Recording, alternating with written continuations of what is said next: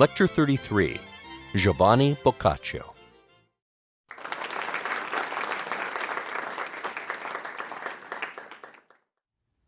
Welcome once again to this series of lectures on the literature of Europe's Middle Ages. In this, our 9th lecture, we come to Giovanni Boccaccio, the third member of the Italian triumvirate who really created Italian literature and ushered Europe into the Renaissance. Like his predecessors, Dante and Petrarch, whom we discussed in previous lectures, and we should say, too, that Boccaccio admired, he emulated, and he criticized these writers. He's a man who stood with one foot in the Middle Ages and one foot in the dawning Renaissance. Like them, too, he affected to disdain his Italian writings, but became famous through them. Boccaccio was born probably in Certaldo, but possibly in Florence, in 1313.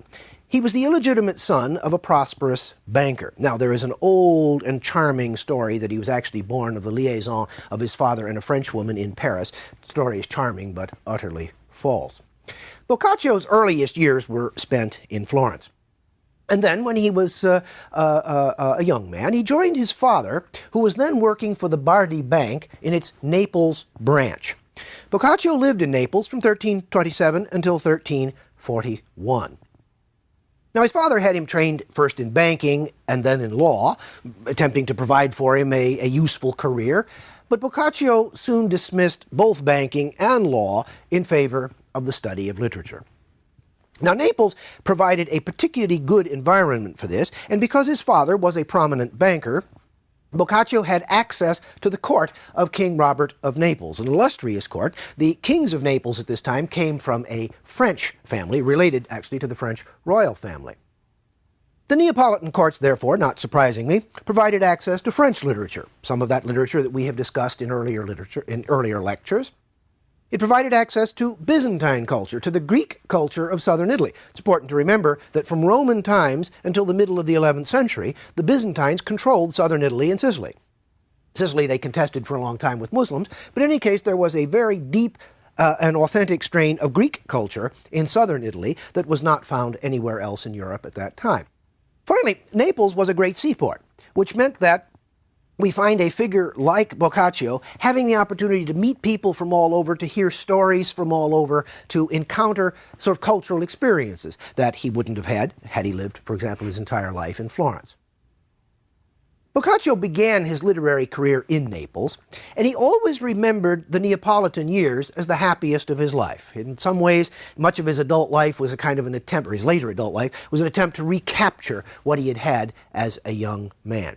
He returned to Florence in 1341, for example, but he found the city unbearable. He just couldn't stand it. So we have the interesting case of the Florentine Boccaccio, who doesn't like Florence very much, the Florentine Petrarch, who's perfectly happy wherever he is in the world, and the Florentine exile Dante, always wanted to go home and couldn't. In 1345, Boccaccio's father went broke owing to the fall of the Bardi Bank. King Edward III of England, who was just then really launching the 100 Years' War with France, we'll hear more about that when we talk about Chaucer, reneged on his debts to a number of Italian bankers, and as a result, the two great houses of Bardi and Peruzzi both fell. Actually, this was, if we were talking about other kinds of subjects, the opportunity for the Medici family to rise. For the rest of his life, Boccaccio was in straitened financial circumstances. And he sought again and again and again, and never successfully, to find a patron, to find somebody who would support him and support his literary pursuits. He undertook a few minor diplomatic tasks for the Florentine Republic. Touchingly, a mission to Dante's daughter Beatrice in 1350, with 10 florins voted by the government of Florence. Florence now began, Dante having become posthumously immensely famous, they began to perhaps regret the fact that they had once exiled him. In about 1360, Boccaccio seems to have entered holy orders, perhaps becoming a priest. He bequeathed priestly vestments in his will, and there's no reason he would have done such a thing. I mean, ordinary people wouldn't have priestly vestments, and he did have them and left them to his heirs. He died famous but poor, and maybe in some ways confused, in 1375, just a year after Petrarch, whom he idolized. Now, Scholars have long noticed a kind of a feverish insecurity in Boccaccio. It's fair to ask why. Why do we sense this? Well, he was illegitimate. This limited some of his opportunities, some of his social possibilities, and may indeed have worked in some ways against his own sort of self-image.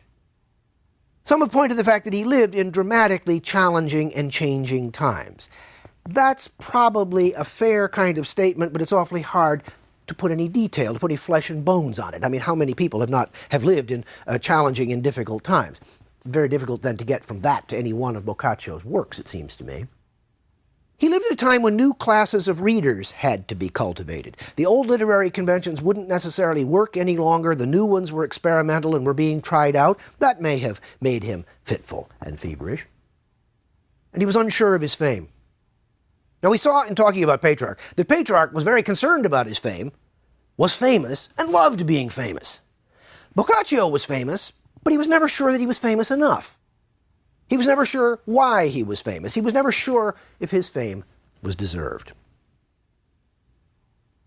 Now, Boccaccio wrote Italian works throughout his life, but the early ones from the Neapolitan period, so in those years between 1327 and 1341, when he lived in Naples, these were works that laid down some of the themes and some of the tendencies that marked all of his later work, and indeed even, as we'll see, marked some of his famous Latin works. Now let's consider just a few of these early works. They have a great deal of merit on their own terms. They're certainly much less famous than the Decameron, and we'll turn later in a little bit more detail to the Decameron. And it's also fair to say that some of the things that turn up in his early works later turn up in the Decameron. It's also true, and worth pointing out, that Chaucer borrowed heavily from Boccaccio.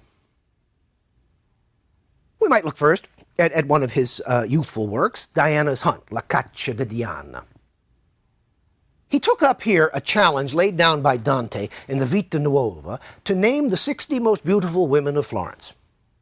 Well, so he names a series of women, and he places them out in a pleasant rural scene, in a kind of a woodland scene. Again, all of the conventions of romance are present here. And they gather in this valley, and they bathe in a river, and they go hunting. Now Diana appears, the goddess Diana appears.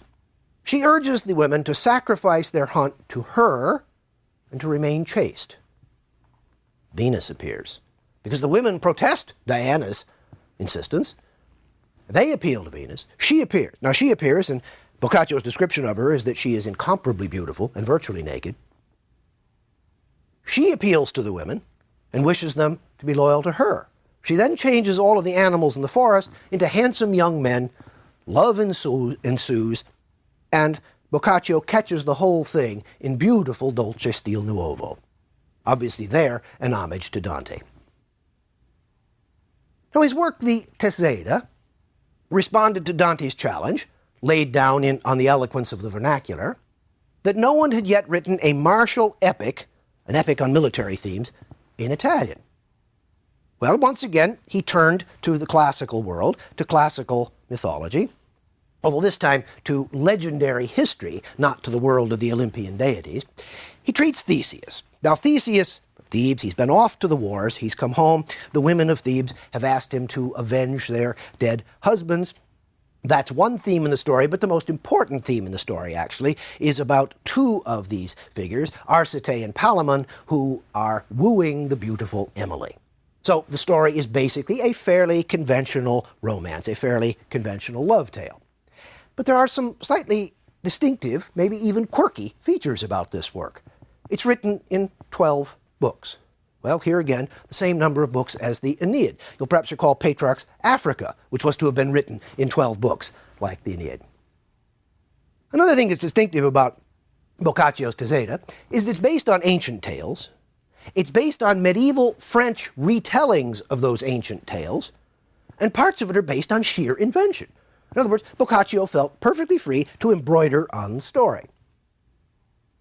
We'll notice in a later lecture that Chaucer's Knight told this story. We might look for a moment at the Filostrato, struck down by love. Now this is a tale, an unhappy tale, of the Trojan Wars.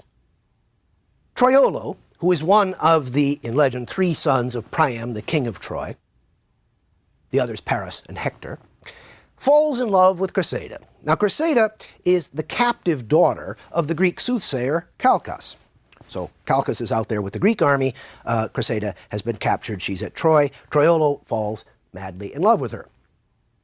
At one point in the war, there's to be an exchange of prisoners. Calchas asks for his daughter back, and she is returned to her father. Well, Troiolo is just struck down, and he's despondent and thinks that his life is useless and has really come to an end, and he's moping about the place all of the time. It may be there that Boccaccio is playing with some of these courtly conventions, as we have seen other authors doing. Well, Cressida goes back to the Greeks, and she loves Troiolo, but she thinks, well, she's unlikely ever to be reunited with him. So, not surprisingly, she is wooed by one of the Greeks, Diomed. And she, slowly but surely, begins to fall in love with Diomed. And at one point, she gives Diomed a brooch, which Troiolo had given to her. Well, on the battlefield before Troy, Troiolo sees Diomed wearing the brooch. He knows then that Cressida has fallen in love with Diomed, and Troiolo, plots to kill Diomed. He wants to have his revenge, but he now wants to have his revenge in sort of manly fashion on the battlefield. Unfortunately, Achilles kills Troiolo. So Troiolo dies on the battlefield, and the story ends with a sort of a moralizing sermon on the fickleness of love and the fickleness of lovers. Chaucer, of course, told this tale in his Troilus and Cresside. On returning to Florence, Boccaccio wrote a little book, his Fiammetta. Now, Lady Fiammetta, the word means little flame, but what it really means in vernacular Italian is hot stuff. She has a dull but decent husband and a captivating lover. Unfortunately, her lover is as fickle as her husband is dull. And Fiammetta is accordingly disappointed. She's disappointed by love, she's disappointed by her lover, she's disappointed by the way her life has turned out. Now, all of that is pretty boilerplate. What is interesting about the Fiammetta is that it's the first time since Ovid, since the Roman poet Ovid in the 1st century, that a sad love story is told from the woman's point of view. It's been suggested by many critics that this is really the first psychological novel, and that is perhaps a fair assessment. Boccaccio, of course, also, like Dante and like Petrarch, wrote Latin works. He wrote them throughout his life. But his incontestably greatest ones were the product of his later years. You'll remember that Petrarch, for example, had started off and launched his career with the Latin poem, the Africa. Well, with Boccaccio, his early fame rested on his Italian works, and then he turned to his Latin writings. He wrote a book entitled The Genealogy of the Pagan Gods.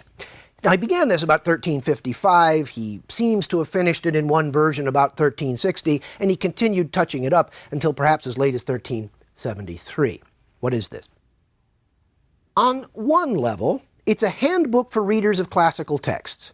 Anyone who picked up a classical text, of course, encountered all this profusion of pagan deities. Who are all these people? And how are we supposed to understand them? So it's simply a handbook. It's a how-to book. It's a vademecum. If you're reading a classical work, and we've seen now that with Petrarch and Boccaccio, the interest in the classics is growing apace, year by year by year. If you're reading one of these texts, you could have Boccaccio's genealogy on your desk and sort of look up the figures that you encounter in that text.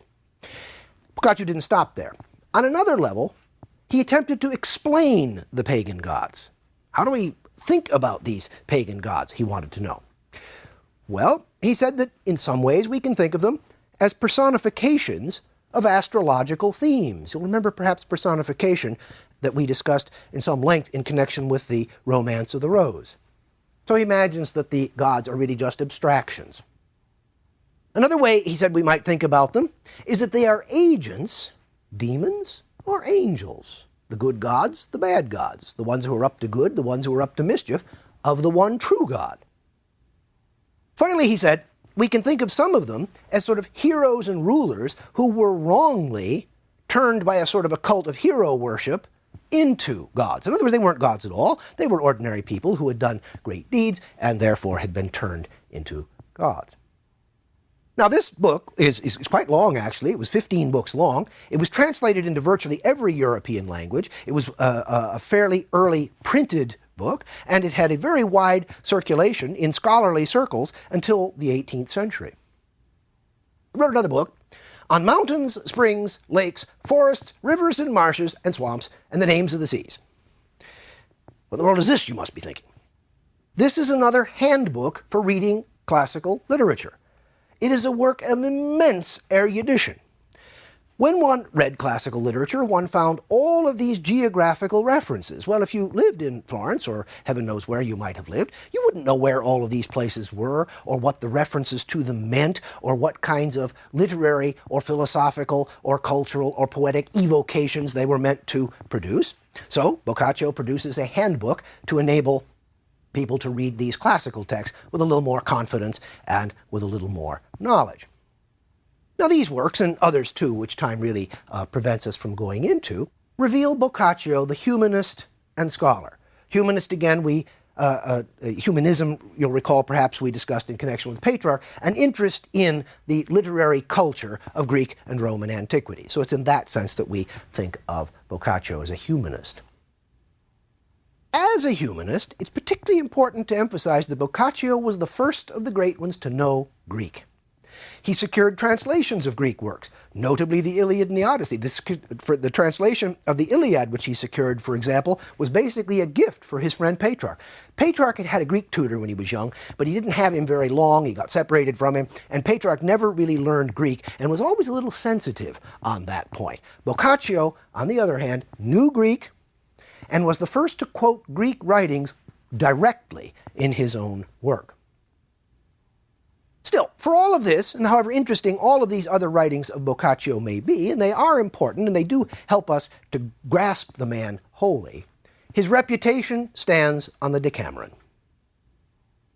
Now, if it's true that Dante and Petrarch, in their poetic works, expanded the Italian language, expanded its vocabulary, made it a more subtle tool for expression than ever it had been before they came along, the fact is, too, that neither wrote much in prose. Oh, Dante's Vita Nuova had the prose commentary sections between the poems, but for the most part, we can say that it was Boccaccio's Decameron that invented Italian prose, that made Italian prose a tool for expression, in the way that his great predecessors had made Italian verse a tool for expression.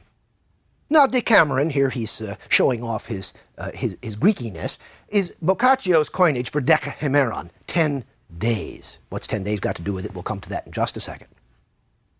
The work's title is an allusion to St. Ambrose's Hexameron, which was a book on the 6 hex days of creation. Well, Boccaccio is obviously implying that his tales trace a new creation, a new kind of creation. Now, trying to capture a sense of the Decameron briefly is pretty difficult. The work is joyously eclectic in its content and its style. It's an omnium gatherum. There's a little of everything in there. There's a little of every kind of language, every kind of style, every kind of story. We'll turn to some of these in just a couple of minutes. It's interesting to note, too, Dante's midlife crisis, you'll recall perhaps he begins the Divine Comedy midway through life's journey. He begins in 1300. He's 35 years old. He's quoting Psalm 90. 70 is the sum of our years. Boccaccio was 35 when the plague struck Florence. His response to this midlife crisis, if you will, was the Decameron. Dante's the comedy. How very different are these two responses to the crisis of middle life. Now, what is the book itself?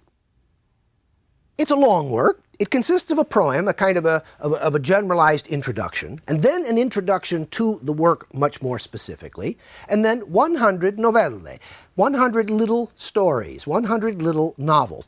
A novel, of course, we think generally speaking of the novel as a sort of a 16th or 17th, really a 17th century invention, a new thing. What a novel is.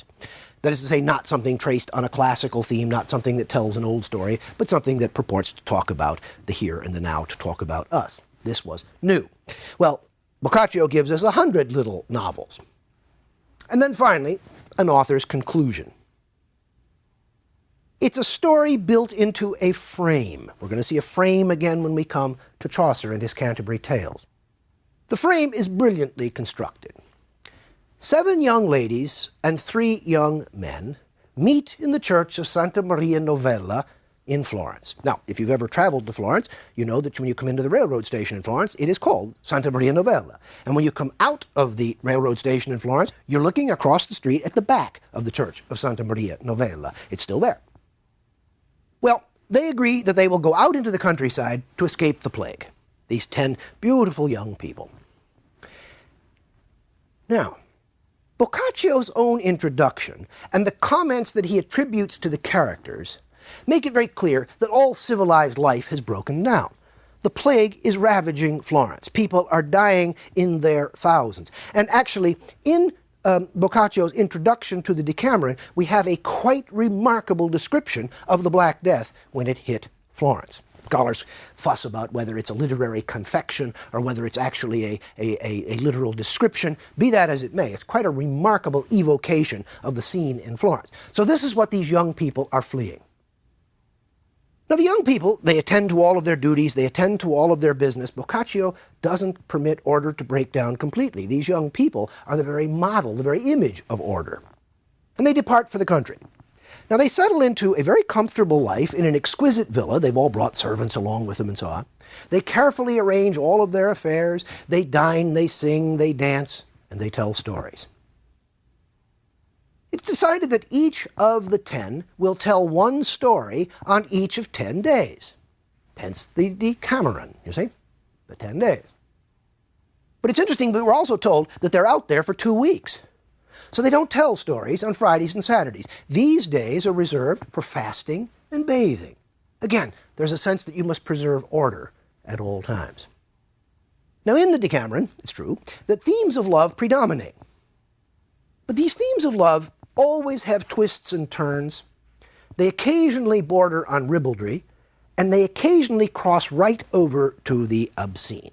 Now, if you want to go straight to the obscene, you read the 10th story of the 3rd day, which I'm not going to talk about here. It's quite amusing. In many early editions of Boccaccio, particularly in early translations, that story would be left in Italian. And then, most amusingly, in a very famous 19th century English translation of the Decameron, that story was translated into French instead of being translated into English. But anyway, it was thought a bit dirty for proper minds. Now, the Decameron itself is about its stories. But it's also about the art of storytelling and about the place of literature in a well-ordered life. In his proem, for example, in the introduction to the 4th day and in his conclusion, Boccaccio commented at considerable length on storytelling. He said, for example, that no one should think badly of his ribald tales, because he said, to the corrupt, nothing is pure. The virtuous, on the other hand, cannot be corrupted by a touch of wantonness. Nothing, he says, is too unseemly for utterance in polite society if it is delivered in polite language. If the stories, he says, are sometimes off color, it's because their material demands it. What he gives is a spirited defense of literature, a spirited defense of art and of artistic license. And let's remember that these young people, in some ways, have saved themselves from the horrors of the plague by telling stories. So literature has a kind of a saving value. Well, speaking of these stories, let's just tell a very few of them, chosen from among the 100, just to give a feel for Boccaccio's art and for the design of his Decameron. Now, each day, one of the 10 presides over the day, and then a theme was set. With respect to the first day, however, it was decided that there would be no set theme. People could more or less tell whatever story they liked. The first 2 stories of the first day sort of set the tone for us in lots of ways of the Decameron as a whole. We encounter, first of all, a character named Ceparello, sometimes called Ciappelletto, of Prato. Now, he was a thoroughly dishonest, immoral man, sort of a trader in money, but a trader in prostitutes. He was really just a very bad guy. And a couple of usurers need somebody to go to Burgundy for them to collect some debts, and they figure that only Ceparello is sort of slimy enough to be able to actually pull off the deal. Well, he goes up and actually acquits himself of the task that he was sent to do, but then he becomes very, very ill. Well, the people he's staying with are terribly worried. I mean, they know he's got this awful reputation. They know he can't be buried in sacred ground in a church. They're just not sure what to do about him. And he says, oh, I'll take care of this. Bring me the friar. I'll make my confession. And they said, how on earth you could do that? Well, he makes a hilariously dishonest confession, such that, he dies a few days later, the friar preaches this wonderful sermon on what a remarkable and holy man Ceparello was, and the local people start to venerate him as a saint. Obviously, Boccaccio is saying something here about the cult of saints. The second day, there's a great man, a great merchant, and a very good man, a very kind man named Giannotto. Now, Giannotto has a Jewish friend. His name is Abraham. And he's constantly worried that his friend would lose his soul, and he urged him to convert. Abraham refused, and he refused, and he refused. And then Abraham says, I'm going to go to Rome. Giannotto says, oh, God, don't do that. I mean, that'll be the end of you. You'll never convert. Well, Abraham goes to Rome, judged it to be a complete moral cesspool, and converted to Christianity, much to Giannotto's surprise, because Abraham says, if the church thrives in spite of Rome, God must be on the side of the Christians.